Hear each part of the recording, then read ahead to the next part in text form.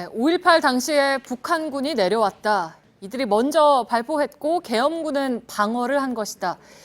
이게 가짜뉴스라는 건 자명한 사실이죠. 그런데 왜 가짜인지 어떻게 반박을 할 수가 있는지 번뜩 떠오르진 않습니다. 그래서 이 빈틈을 노린 가짜뉴스가 더 교묘하게 나름의 진화까지 하고 있습니다. 5.18을 앞두고 팩트체크팀이 아예 총정리를 했습니다. 오대영 기자는 오늘을 기점으로 현혹되지 않을 것이라고 자신했습니다. 그렇죠? 네, 꼭 도움이 되셨으면 좋겠습니다. 네. 첫 번째 이 주장부터 보겠습니다. 시민이 무장을 먼저 해서 진압군이 방어 차원에서 발포를 했다라는 건데 2007년에 국방부 과거사조사위원회의 조사 결과입니다. 최초에 누가 발포했느냐? 5월 19일 16시 50분 10일 공수여단 참모대위 M16 발포 조대부고 3학년 김모 학생이 총상을 입었습니다. 네. 21일에 13시입니다. 10일 공수여단의 시위대 향해 발포 최대 사상자가 발생했습니다. 이후에 시위대는 무장했습니다. 이후입니다. 공수부대 대항. 진압군의 발포로 시민이 무장한 겁니다. 1997년의 대법원 판결도 같은 내용입니다.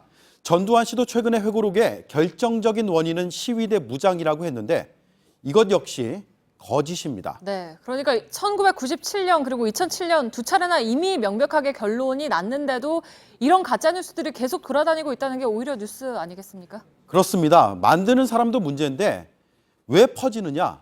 믿는 사람이 있기 때문이죠. 네. 5.18 기념재단이 실시한 여론조사에서요. 성인의 13.3%, 청소년의 12.0%가 5.18은 불순 세력이 주도했다라고 동의했습니다. 특히 성인의 11.9%, 청소년 8.4%가 북한과 연결되어 있다라고 동의를 했습니다. 네, 10명 중에 1명이 넘는 수준이군요. 그렇습니다. 자, 두 번째는 이겁니다. 한번 띄워주시죠. 인민군의 투입입니다. 그러면서 두 가지의 근거가 네. 등장하는데 첫 번째, 북한이 쓰는 AK 소총이 다량 발견이 됐다. 이 총은 특이한 소리를 낸다고 합니다. 그래서 군사 전문가들은 사용을 했다면 쉽게 파악을 할 수가 있다고 합니다. 그러나 공식 조사 자료에 어디에도 단 한 차례도 등장하지 않습니다. 네. 두 번째, 장갑차를 운전할 수 있는 인민군 특수요원이 투입이 됐다. 당시의 영상과 사진에 이 KM900이라는 장갑차에 탄 시민의 모습이 있기는 합니다. 하지만 운전을 할 수 있다고 이들이 인민군이라는 것은 비약입니다. 거짓입니다. 이 KM900이라는 장갑차는 그냥 일반 트럭이라든가 일반 차량을 장갑차화한 거다라고 보시면 돼요. 그래서 운전 조작 방식이 일반 차량과 비슷합니다. 대형 차량을 몰아본 사람이라면은 충분히 누구나 볼 수 있습니다. 네, 그런데 저희가 앞서서 이제 진화한다라는 말씀을 드렸는데 요즘 들어서 얼마나 더 교묘해지고 있는 추세입니까?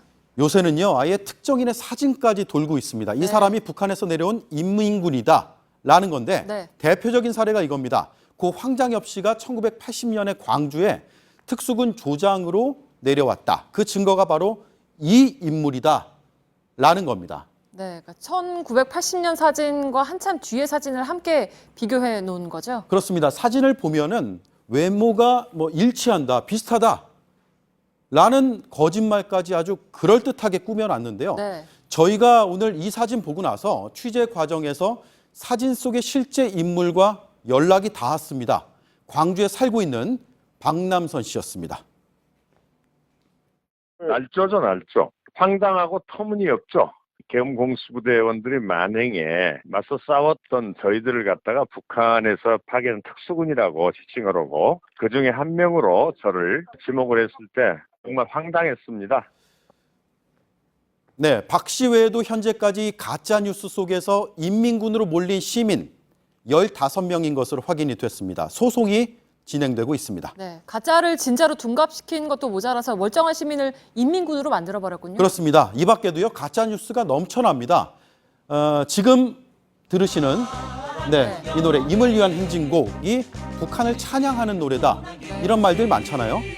현재 북한에서 오히려 금지된 곡입니다. 저항 정신을 담고 있기 때문이다. 라는 게 망명한 태영호 전 영국주재 북한 공사의 증언입니다. 네. 자, 5.18 유족이 공무원 시험을 싹쓸이했다. 이거 저희가 한번 보도한 적이 있습니다. 전체 수혜 대상자 중에서 5.18 유족은 1%에도 미치지 못하고 그마저도 최근에 법이 바뀌어서 요건이 더 까다로워졌다는 게 관계기관의 설명이었습니다. 1997년에 대법원 판결이 있었고요. 2007년에 과거사위 조사가 있었습니다. 그 이후에 5.18에 대해서 기존의 사실을 뒤집는 또 다른 사실이 나온 적은 단 한 번도 없습니다. 네, 오늘을 끝으로 좀 이런 가짜뉴스들을 팩트체크할 일이 없었으면 좋겠습니다. 팩트체크 오대영 기자였습니다.